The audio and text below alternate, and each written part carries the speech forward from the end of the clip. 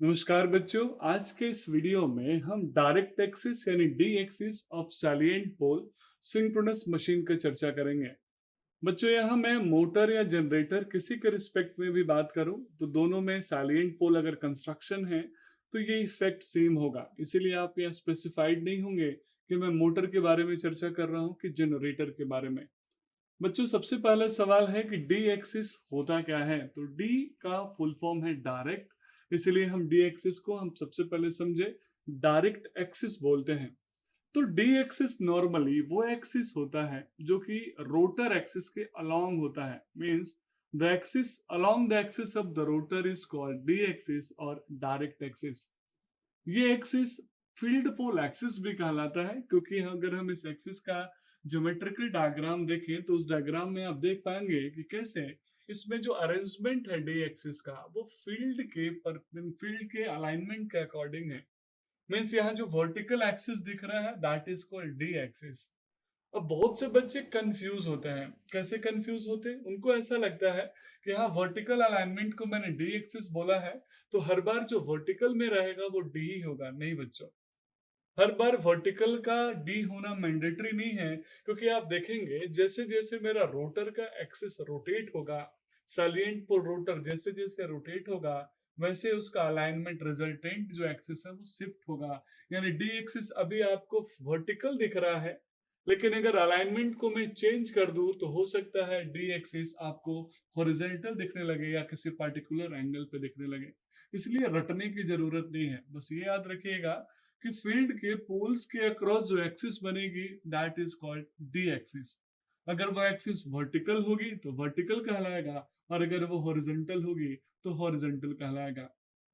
बच्चों हम D axis में फाइनली देख रहे हैं दो प्रकार का इफेक्ट हमें मिल रहा है। एक चूंकि उसकी एक्सिस है, और एक्सिस में स्टेटर और फील्ड पोल के बीच में जो एयर गैप है वो बहुत ही मिनिमम है।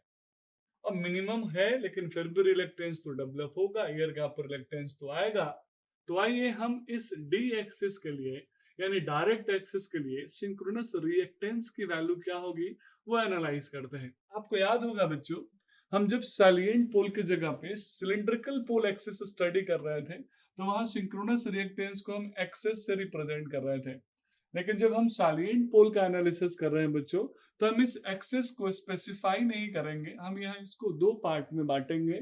एक डी एक्सिस के लिए होगा और दूसरा क्यू एक्सिस के लिए होगा। मीन्स मैं आपको ये समझाना चाह रहा हूँ कि सैलिएंट पोल मशीन के अंदर नॉर्मली हम डी एक्सिस और क्यू एक्सिस के रिस्पेक्ट में सिंक्रोनस रिएक्टेंस को एनालाइज करेंगे।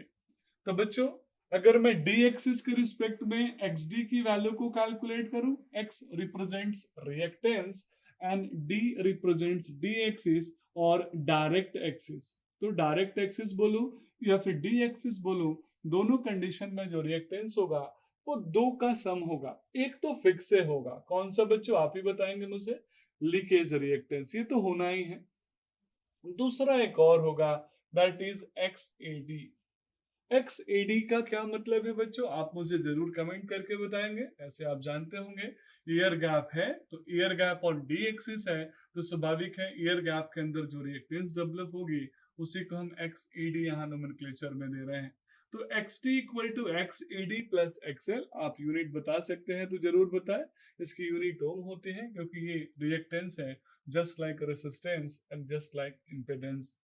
तो बच्चों डी एक्सिस कभी भी अलाइनमेंट ऐसा कोई जरूरी नहीं है कि वर्टिकल हो।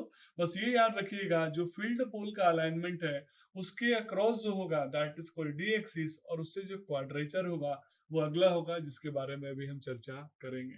That's all about this video. Thank you so much.